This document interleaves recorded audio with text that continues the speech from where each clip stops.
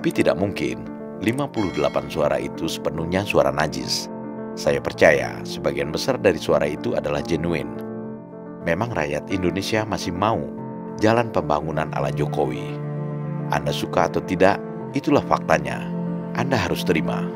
Ulil Absar Abdallah.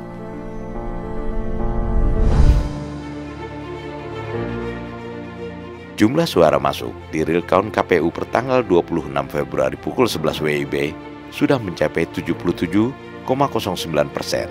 Prabowo Gibran masih terus bertengger di angka 58%. Jauh meninggalkan Anies Muhaimin 24,43% dan Ganjar Mahfud 16,73%. Di seluruh dunia, calon presiden yang kalah menunda ucapan selamat pada lawannya kalau selisih suara mereka tidak terpaut jauh. Bagi calon yang kalah dengan asumsi kalau memang terjadi kecurangan, maka perolehan suara bisa berubah dan kemungkinan bisa berbalik menang. Tetapi kalau suara berbeda jauh, maka menggugat hasil suara pun tidak berpengaruh signifikan bagi hasil perolehan suara.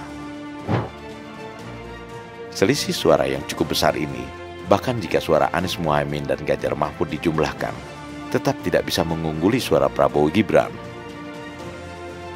Budayawan dan intelektual Muslim Ulil Absar Abdallah di akun sosial media X menulis, "Saya kira pemilu kali ini adalah semacam konfirmasi rakyat terhadap arah pembangunan yang mereka inginkan untuk Indonesia di masa depan.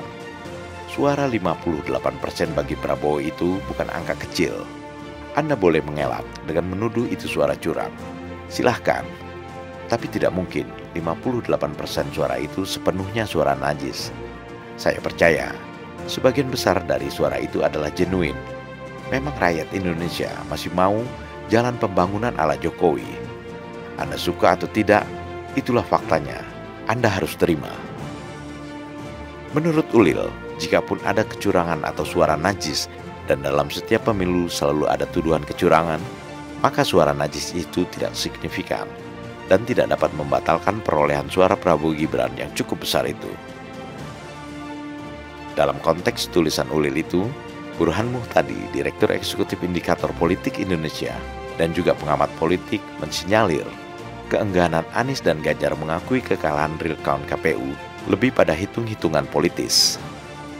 Apakah karena 0103 masih meyakini bahwa adanya kecurangan pemilu sehingga mereka belum bisa memberikan selamat kepada 02? Nah, kalau soal kecurangan pemilu, kemungkinan besar terjadi sebelum hari H ya. Karena waktu proses hari H kan sulit untuk melakukan kecurangan di tengah banyaknya pihak yang mengawasi. Kan ada banyak saksi, ada banyak pihak yang mengawasi proses pemilihan di hari H. Mungkin saja terjadi kecurangan, tetapi analogi dari Ulil Absar Abdallah menarik untuk kita bahas. Oke. Yaitu kemenangan Prabowo Gibran terlalu besar, 58%. Jadi bahkan kalau misalnya suara 01 dan 03 digabung sekalipun, itu selisihnya masih 16%, lebih besar suara yang diperoleh oleh 02. Jadi kalaupun toh misalnya terjadi kecurangan, itu ibarat curang itu suara najis, itu tidak akan bisa membatalkan 58% suara yang begitu telak diperoleh oleh 02. Jadi istilah Ulil, mungkin ada suara najis, tetapi sampai dapat 58% itu nggak mungkin kalau semuanya diambil dari kecurangan. Jadi kalau menurut saya sih bukan karena faktor teknis, tetapi lebih politis. Dengan kondisi yang disampaikan Ulil dan Burhan tersebut, tergambar jelas bahwa kubu paslon 01 dan 03 seolah ingin menolak fakta bahwa rakyat memang tidak memilih mereka untuk jadi presiden dan wakil presiden untuk 5 tahun ke depan. Alih-alih menerima kenyataan ini dengan sikap kesatria, kedua kubu malah membenturkan suara sebagian besar rakyat yang tidak memilih mereka ke ranah politik dalam bentuk isu pengguliran hak angket. Perlu diingat, ketika suara rakyat dibenturkan ke ranah politik seperti hak angket, maka hitungan paling akhir adalah siapa yang paling kuat dan banyak dalam pertarungan politik di gedung DPR. Dan lagi-lagi, suara rakyat yang sebagian besar telah memilih Prabowo Gibran akan terabaikan.